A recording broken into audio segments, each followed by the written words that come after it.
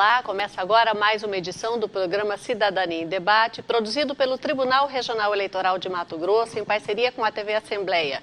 Hoje vamos falar de inovação, vamos falar de gestão moderna.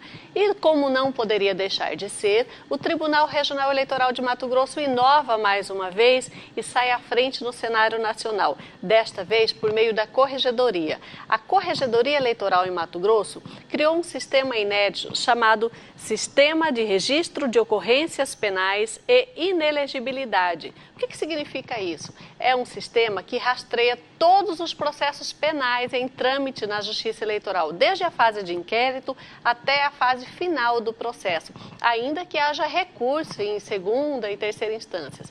Nesse sistema, todos os dados de cada processo estão lá registrados de forma eletrônica. É o fim do papel, agilidade, é o fim de excesso de burocracia. E se tem dinheiro apreendido, também consta lá. Qual o destino desse dinheiro? Também consta lá. É um sistema inédito que está trazendo modernidade e agilidade ao trâmite dos processos. Sobre esse assunto, nós recebemos aqui nos nossos estúdios Kelsen Magalhães, da Corregedoria Eleitoral. Kelsen, obrigada pela sua presença. Vamos falar desse sistema aí, quais são as vantagens, os benefícios para a sociedade e para a Justiça Eleitoral. Pois não, eu agradeço a oportunidade e para nós é uma alegria poder oferecer mais um produto de ponta para o tribunal e para a sociedade. Você pode resumir esse sistema e depois a gente vai falar de suas funcionalidades? Sim, o sistema ele se baseia em outros sistemas, ele não gera nenhuma base nova. O que ele faz é captar todos os processos de natureza penal e algumas situações que podem gerar inelegibilidade, ele agrupa tudo isso e faz um batimento de situações baseado em regras de inteligência artificial. E com base nisso ele gera estatísticas, ele permite o rastreamento de recursos, permite a prestação de contas mais efetiva e permite também aí uma atuação por meio de diretrizes. Por exemplo, nós conseguimos identificar os municípios onde ocorrem mais crimes.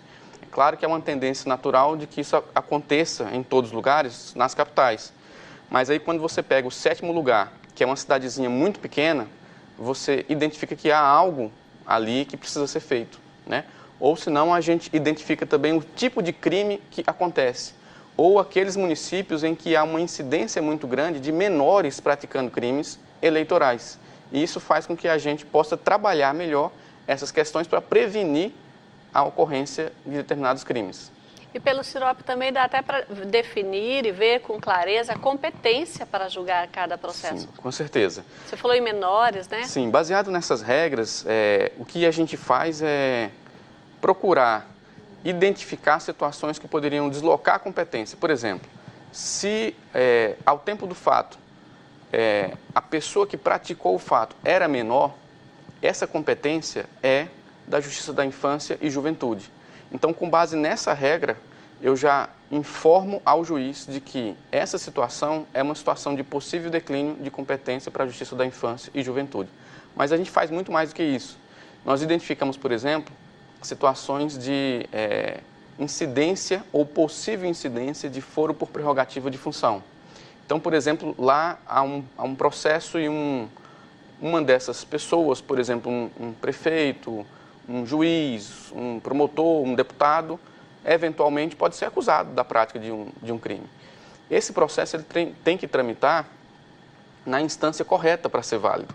E o que o sistema faz é apontar essas situações direto para a autoridade que está custodiando ali, que está trabalhando naqueles autos, né? Essa é uma outra vantagem. Isso é feito em todas as esferas, da primeira instância para o TRE, do TRE para as instâncias superiores também. Kelsen, a gente está falando de um sistema inédito, mas é importante ressaltar que ele não foi implantado para funcionar daqui em diante, ele já está sendo retroalimentado, não é? Sim, ele já está sendo. A primeira experiência nossa, para fazer justiça a todos que já trabalharam no projeto, é de 2016. Você talvez se lembre, né, que nós fizemos um grande relatório com dados estatísticos, né, e tal. Só que naquela época a gente gastou muito tempo para fazer isso.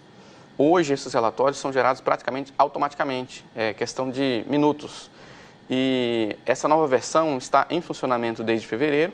Nós passamos por uma fase de testes exaustivos, apresentamos o sistema no Colégio Nacional de Corregedores em junho e, depois disso, nós entramos para a fase de homologação do sistema e apresentamos por fim e foi aprovado pelo Pleno do TRE. E o sistema, então, já com essa carga de dados desde fevereiro, continua sendo alimentado e vai continuar sendo alimentado daqui por diante. Kelsen, por meio desse sistema, é possível saber quem são os políticos mais processados no Estado, que respondem mais ações penais eleitorais em Mato Grosso? Exato. É possível. A gente consegue identificar, sem fazer nenhum esforço, nada, o que a gente faz? Nós fazemos um cruzamento de dados de dois sistemas. Nós pegamos a linha do tempo de um sistema processual, onde constam ali todos os processos com o nome das partes.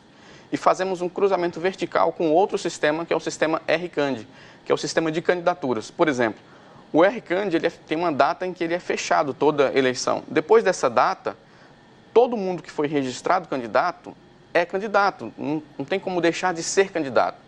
Toda vez que essas linhas se tocam, ou seja, fulano de tal tem um processo no sistema processual, mas ele também se encontra no RCAND, na eleição tal, toda vez que isso acontece, o sistema já entende isso e já leva o nome dele automaticamente para uma aba onde nós podemos ver quais são os candidatos que respondem a processo. Mas a gente faz mais do que isso.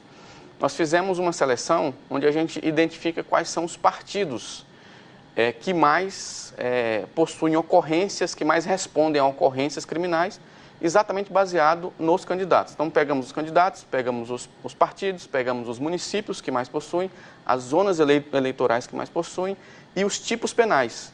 Então, é possível identificar com precisão cada situação. Esses dados, eles são disponíveis para a sociedade de alguma forma? Tudo aquilo que não é sigiloso é disponível. E tudo aquilo que é estatístico está disponível. Então, mesmo aquele dado que contém informações sigilosas, mas na estatística faz parte de um número, ele está disponível. Né? Toda a sociedade pode conhecer isso, há um provimento que regulamenta isso da Corregedoria, que é o 8/2018, jornalistas ou qualquer pessoa do povo pode solicitar essas informações. Desde que não haja ali dados sigilosos requeridos, nós vamos prestar essas informações no tempo certo, da maneira correta.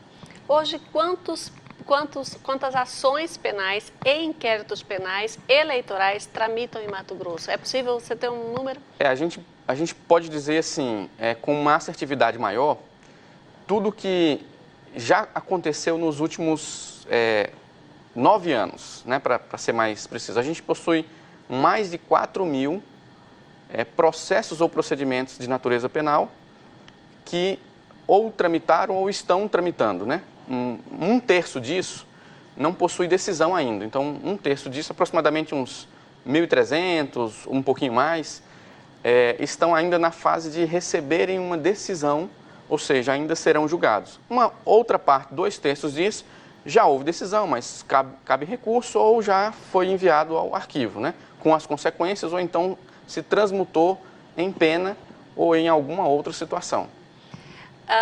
E você disse um terço ainda não tem decisão. Significa que eles podem estar na fase de instrução e podem ser sigilosos para não atrapalhar as investigações, é isso? Sim, é isso.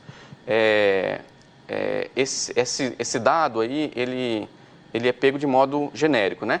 Pode acontecer também, eventualmente, é muito raro, que essa decisão sigilosa tenha sido lançada ali e ela não tenha sido computada por conta do código do sigilo. Cada vez que o sistema puxa algum dado, ele faz isso com base em um código pré-cadastrado. Então, se o dado lançado lá, ele, por exemplo, está fora daquele escopo de estudo, esse dado vai ficar oculto. Ele está lá, é possível a gente ver ele, só que ele não aparece na estatística para a gente por conta do tipo de código que foi usado, né? Uma explicação técnica, mas que revela ali a... Kelsen, tem muitas situações em que existe uma ação penal e existe uma sentença final e depois entra na fase de execução da sentença. O Sirope vai acompanhar, inclusive, a execução para saber se essas pessoas estão cumprindo o determinado pela Justiça Eleitoral? Exato. O Sirope, ele vai... a finalidade dele é identificar toda situação penal, desde a ocorrência do fato até a execução, para proporcionar um acompanhamento posterior que é da fase de reincidência e antecedentes criminais. Então, nesse momento, nós estamos falando de um módulo, que é o primeiro módulo. O sistema foi pensado em 3 módulos e em operação nós temos agora o primeiro módulo, que já faz uma boa parte disso. O detalhamento da parte de execução já existe no primeiro módulo, mas ele vai ser muito mais eficaz, com muito mais dados estatísticos e muito mais refino a partir do segundo módulo e vai ser totalmente concluído a partir do terceiro módulo. Cada módulo desse, a sofisticação da informação, ela é detalhada assim, com tanta precisão e com tanta rapidez que eu posso dizer que vai impressionar os usuários, né, os que tiverem acesso ao sistema. Kelsen, será possível, num prazo bem curto, pelo que você está explicando aí, você falou em reincidência. Então, assim, às vezes tinha processo físico de um candidato que comprava votos, aí em outra eleição de novo, em outra eleição de novo, e os processos não se comunicavam. Sim. Será possível, a partir de agora, quando um candidato for acusado de compra de votos, fornecer a informação para o Ministério Público ou para o magistrado, olha, esse candidato já respondeu outros processos sobre compra de votos, ainda que não tenha condenação, por exemplo, para ele saber se é uma coisa reincidente ou não? Esses dados vão estar disponíveis, mas assim, para efeito de reincidência, só quando houver condenação mesmo, né? Só que o magistrado, o promotor, ele vai ter acesso a todos os processos que essa pessoa responde, já respondeu, se houve condenação, e vai ter acesso a outros dados, por exemplo, se há transação penal registrada, se há suspensão condicional registrada. Do dado que nós falamos agora há pouco, que foram aproximadamente 4.000 processos, né, nessa história nossa, para você ter uma noção da dimensão e da importância do sistema, nós temos aproximadamente 1.500 transações penais eleitorais, que é aquela situação em que o juiz, o promotor, analisando o perfil da pessoa e os requisitos objetivos da lei, vira para a pessoa e diz o seguinte, olha, eu não vou entrar com ação e você vai, ao invés disso, receber uma multa, entre aspas, aqui, penal, um benefício, em que você vai ali pagar X... Cestas básicas. Hoje já não usa cestas básicas, tem que ser pecúnia mesmo, tem que ser dinheiro, né? Então vai ser, olha, vai pagar R$5.000, R$10.000, e aí depois o juiz vai dar uma destinação a esse dinheiro para um projeto assistencial.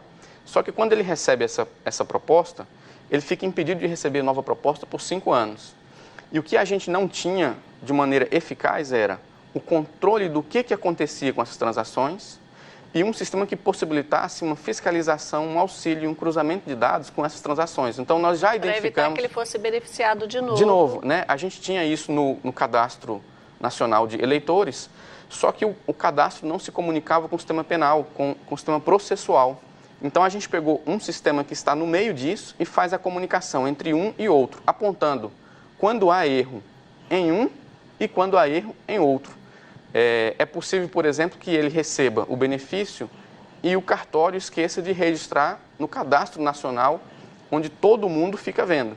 E é possível o contrário, que ele lance ali algum resumo da decisão, sem entrar nessas minúcias, faça o registro lá e o juiz não fique sabendo. E a informação acaba se perdendo. Né? Kelsen, nós precisamos ir para o intervalo e nós voltamos já falando mais um pouquinho do Sirope. Quais são as vantagens do Sirope para você, cidadão que está em casa? Fique com a gente volta já.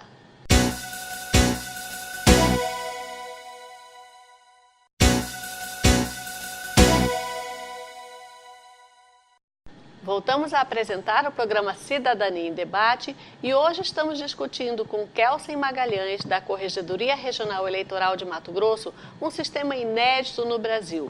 É o Sistema de Registro de Ocorrências Penais e Inelegibilidades. É um sistema que rastreia, para você que começou a nos acompanhar agora, é um sistema que rastreia todas as ações penais, desde o inquérito até as ações penais, até o final das ações. O que ocorreu com essa ação? Quem responde mais processos penais eleitorais em Mato Grosso? Todos esses dados dá para extrair desse sistema. Kelsen, eu tenho uma pergunta para você.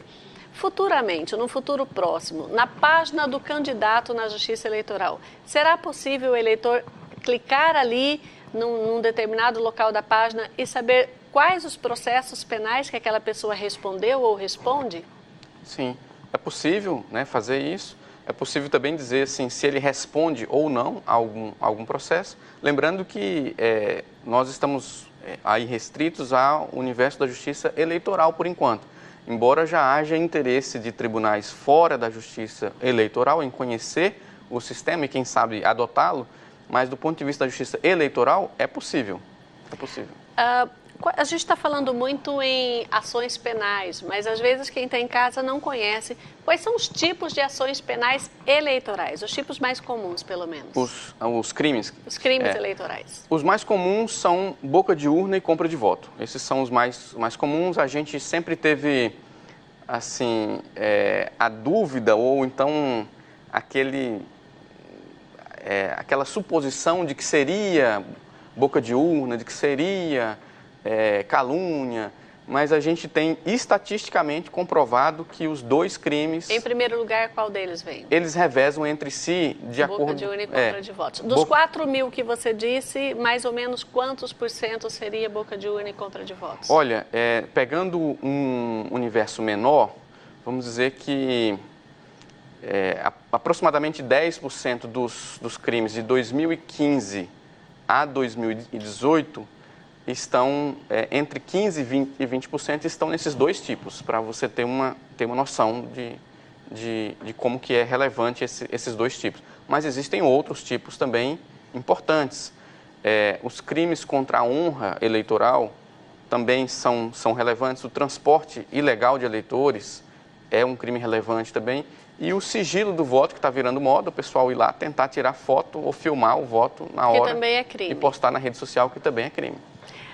Quem mais responde esse tipo de crime? Boca de urna e compra de votos, principalmente compra de votos. É o candidato, é o eleitor, é o cabo eleitoral. O cabo eleitoral, o candidato responde solidariamente ao cabo eleitoral. Como é que funciona? Todas essas coisas acontecem. Assim, nesses dois crimes, é muito comum que o candidato e o cabo eleitoral estejam envolvidos, ou pelo menos sejam acusados de estarem sendo envolvidos. Mas é possível que um eleitor seja acusado pela compra de votos. Por exemplo, um eleitor que pede para o candidato, envia mensagem para o candidato, faz prova contra ele mesmo, pedindo R$200 para votar no candidato. Então, ele está cometendo o crime de corrupção eleitoral às avessas, que não é a compra de voto, é a venda do voto, que também é crime. E é o mesmo crime. Tem muito eleitor que fala muito sobre candidatos corruptos, mas eles vendem o seu voto e achando que também não serão responsabilizados. Exato, mas a regra mesmo para esse tipo penal é o contrário mesmo. São os candidatos e cabos eleitorais tentando comprar votos ou pelo menos sendo acusados disso. Mas há uma pequena porcentagem de eleitores tentando vender o voto. É mais comum a compra de voto. E o curioso que o sistema pôde desmistificar é como se compra o voto e como se vende o voto. Então, aquela ideia de que a compra do voto só incide sobre as pessoas pobres, miseráveis e tal, isso acabou.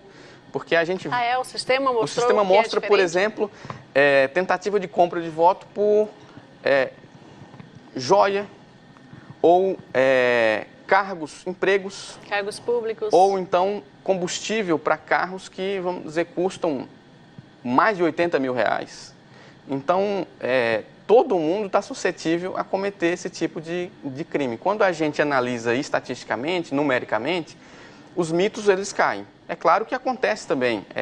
Nós pegamos, por exemplo, 37 fardos de roupa que iam ser distribuídos na eleição de 2016, Sim, que iam ser distribuídos para uma aldeia indígena. Para uma aldeia indígena e tal, supostamente para compra de votos ali. O processo ainda está rolando, por isso que eu não posso concluir ainda.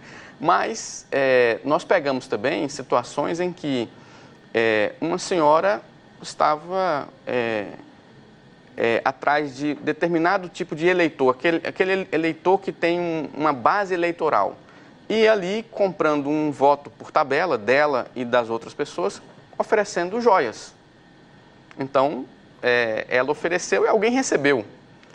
E mais, pegamos um crime mais comum de corrupção hoje é oferecer emprego e combustível. Combustível virou uma febre, assim. Houve um caso, por exemplo, de apreensão de 1.000 litros de combustível.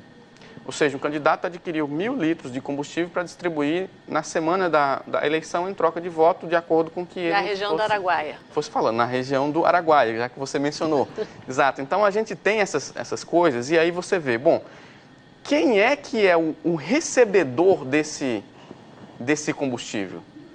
Identificamos ali caminhonetes, né, do ano 2016, identificamos motos, identificamos carros com vamos dizer que só quem tem um poder aquisitivo um pouco melhor poderia fazer. Então, essa compra de voto é uma coisa assim, que não escolhe classe social.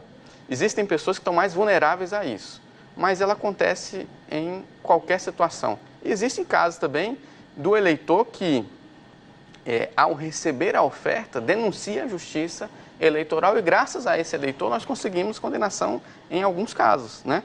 Nós já tivemos cassação de mandatos aqui pela tentativa da compra de um voto. Então, o sistema vai mostrar onde que a gente tem que olhar agora. Já mostrou que a preocupação é muito menos com distribuição de cesta básica, que a gente pegou, a gente viu que tem, mas é muito mais comum hoje a compra de voto por combustível ou por oferta de emprego. Talvez pelo momento, né? Por oferta de emprego e combustível é o que é mais comum. E aí a gente já desmistifica. E ajuda a orientar também as forças policiais, exatamente, né? Onde é que tem que ter mais atenção da força policial, da investigação, na semana que antecede a eleição e no dia do pleito, né? Onde que deve estar meu olho, né? Onde que tem alguns juízes que são bem antenados com isso há bastante tempo.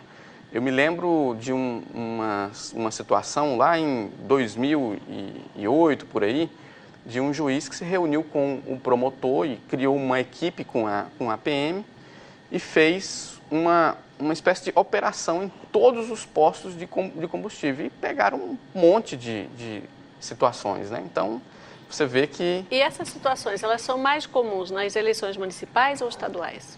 Nas eleições municipais, nas últimas eleições municipais 2016, nós, assim, podemos dizer que a gente teve um surto, porque o número de crimes aumentou consideravelmente.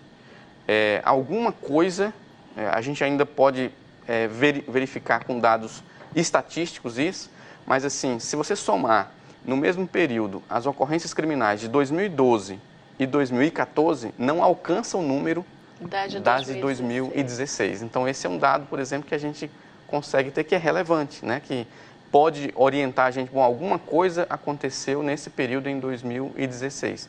Agora, por exemplo... eu ia perguntar da eleição de 2018. Você tem uma noção de como estão as coisas? Agora, por exemplo, a gente vê assim, que as ocorrências elas estão surgindo mais concentradas em alguns locais, em algumas zonas eleitorais. Ou seja, a gente percebe que algumas zonas estão no mesmo ritmo que estavam em 2016, mas a maioria não. Tá? O ambiente está bem mais tranquilo, está bem mais sereno, né? Essa é a constatação por enquanto. Mas lembrando que, assim, o maior número de crimes mesmo se concentra nos últimos dias e esses dados a gente ainda precisa fazer esse batimento para ter uma certeza maior, esse cruzamento de informações a gente ainda precisa fazer, mas nós vamos revelar isso. Você falou em 9 fardos de roupa, 1.000 litros de combustível. Afinal, para onde vão esses bens apreendidos e quais outros bens você se lembra? Alguma coisa inédita, diferente, que foi apreendida em período eleitoral? Assim, o que me surpreendeu mais foram joias, né? Eu nunca imaginei... As joias também estão apreendidas? Estão apreendidas. Eu nunca imaginei que alguém fosse tentar fazer uma compra de voto com joias, né? Mas a gente tem, por exemplo, munição, arma de fogo, muitos veículos apreendidos,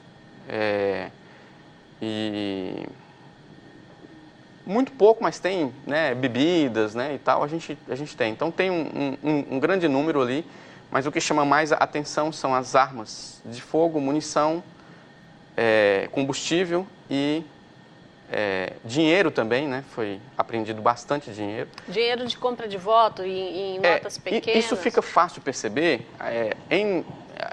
Em agosto desse ano, a gente percebeu que houve uma apreensão em Minas Gerais de mais de R$300 mil no fundo de um carro, no fundo falso de um carro. Aí o curioso é que as notas estavam todas em notas de 20 e 50. Então, como que a gente sabe que um dinheiro... Que teria uma destinação eleitoral. A gente vai atrás dos indícios, né? Notas pequenas, um valor transportado na véspera da eleição, no dia da eleição, já são indícios suficientes. A gente teve isso aqui em 2016, uma autoridade até chegou a ter um dinheiro apreendido, né, com ela. Esse dinheiro está com a Polícia Federal e a polícia fez a destinação correta. Essas apreensões são feitas assim. Quando se trata de apreensão de bens, há um procedimento previsto pelo CNJ. Esse bem ele fica sob a custódia de um depositário, que geralmente é a polícia ou a Justiça Eleitoral. E quando se trata de valores, esses valores eles têm que ser depositados em uma conta judicial vinculada ao juízo eleitoral respectivo e ao TRE. Essa conta ela vai rendendo juros. Esses juros são diferentes dos juros comuns. São juros remuneratórios especiais previstos em lei. Se a parte paga uma fiança, por exemplo, para se ver livre ali de uma prisão onde não se tem certeza ainda de se ele é culpado ou não.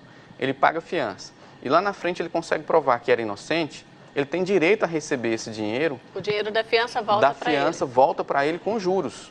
Agora, se ele é condenado, ele não vai ter esse dinheiro de volta, esse dinheiro vai ter uma destinação diferente, né? A gente tem recursos aí que vão para entidades assistenciais públicas ou privadas, tem recursos que vão para o Fundo Penitenciário Nacional, e tem recursos que vão para o Tesouro Nacional, que vão ser destinados aí para obras ou para outras coisas, né? Então, a gente tem uma série de... só depois que o processo transita em julgado, ou seja, quando não há mais possibilidade de recursos, aí sim há uma destinação Não, no caso da quebra de fiança, isso pode acontecer antes se ele não cumprir as condições fixadas para a liberação dele ali, né? Eu te libero, mas desde que você não saia da cidade, não faça isso, não faça aquilo e compareça em juízo. Se eu saio da cidade sem comunicar ao juiz, vou fazer uma viagem para o exterior ou para outro estado, ele quebra a fiança, 50% desse dinheiro ele já perdeu, né? Mas pode haver casos em que não há situação de condenação, por exemplo, transação penal. Eu faço uma transação penal, pago R$5 mil aqui. Se eu conseguir cumprir todas as condições, o processo vai ser arquivado. Quando o que ele pagou. Exato, é destinado para um projeto social. Isso só acontece, é bom dizer, quando se trata de crimes com uma pena bem pequena, né? São chamados crimes de menor potencial.